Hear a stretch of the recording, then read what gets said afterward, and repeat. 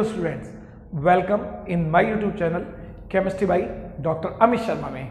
तो आज हम यूनिट 1 का जो एक टॉपिक ग्रीन केमिस्ट्री है उसमें ग्रीन सिंथेसिस आती हैं, जिसमें दो टॉपिक हैं, adipic acid and paracetamol.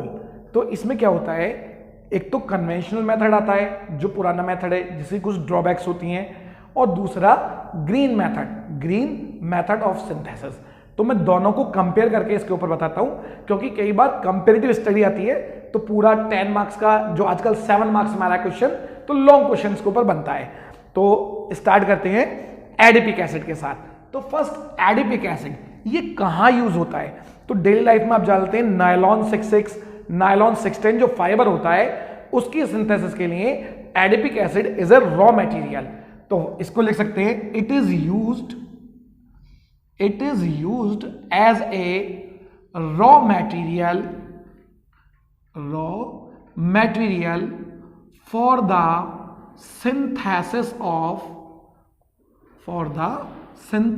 of nylon 66 and nylon 610।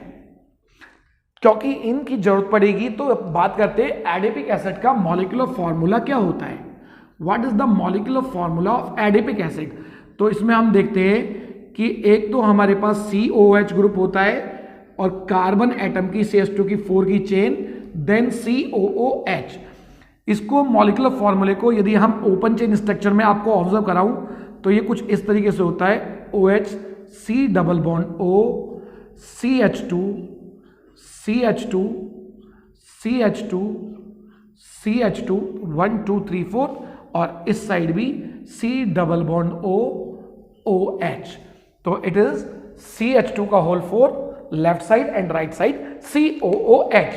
इसका IUPAC नाम क्या होता है, तो IUPAC नेम।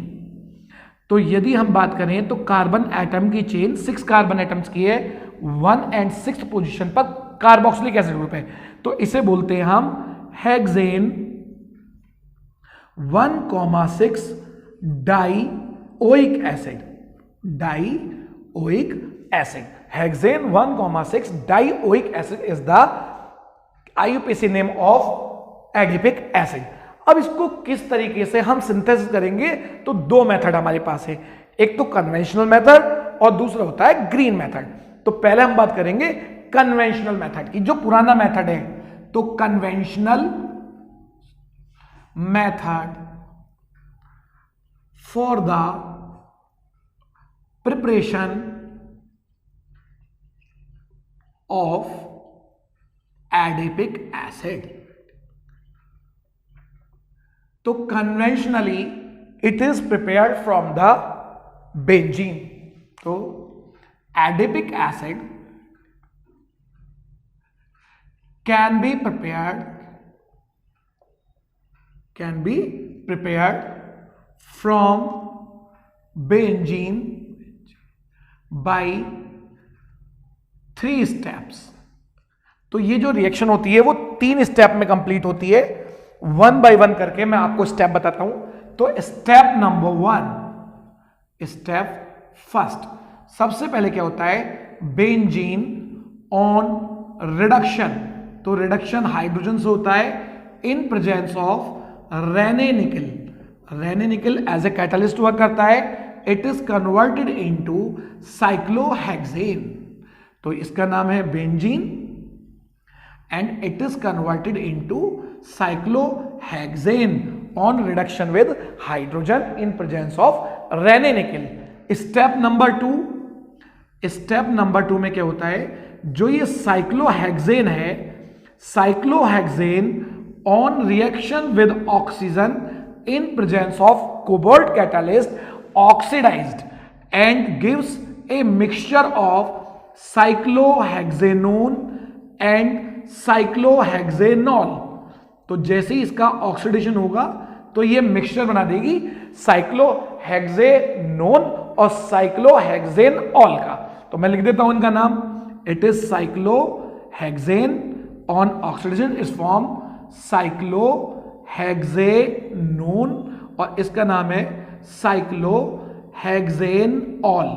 ठीक है। Step number third, in step number third the cyclohexanone, जो साइक्लोहेक्सेनोन है इसका हम फिर से ऑक्सीडेशन कर देते हैं in presence of concentrated nitric acid.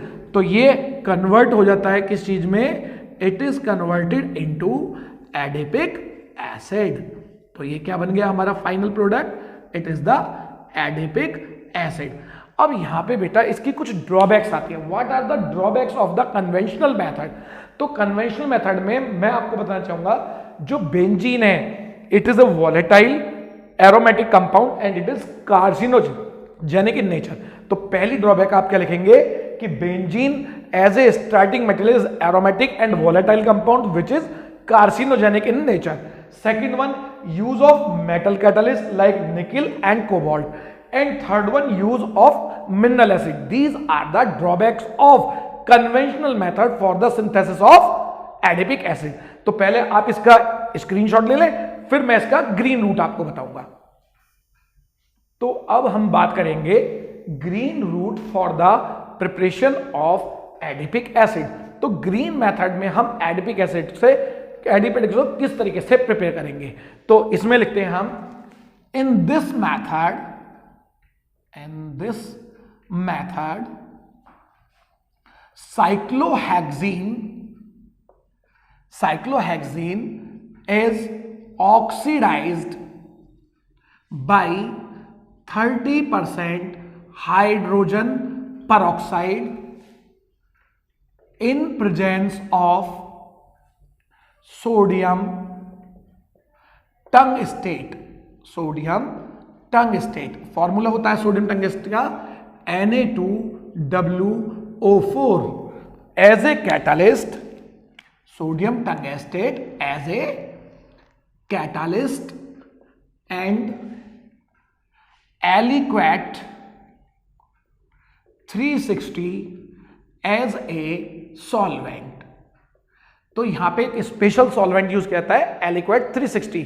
तो यहां पर देखिए ऑक्सीडाइजिंग के लिए जो हम यूज कर रहे हैं दैट इज हाइड्रोजन पेरोक्साइड, जो बाई प्रोडक्ट क्या देगा, वाटर, तो कोई हार्मफुल नहीं है। दूसरा यहां पे टंगस्टन का बहुत ही स्टेबल कैटालिस्ट हम यूज कर रहे हैं सोडियम टंगस्टेट, और साथ में एक सॉल्वेंट यूज करें एलिक्वेट जो एक ऑर्गेनिक सॉल्वेंट है।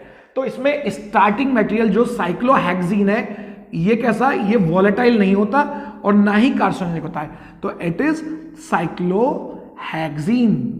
और cyclohexene on oxidation with 30% hydrogen peroxide in presence of sodium tungstate as a catalyst and aliquat 360 as a solvent, finally it is converted into adipic acid.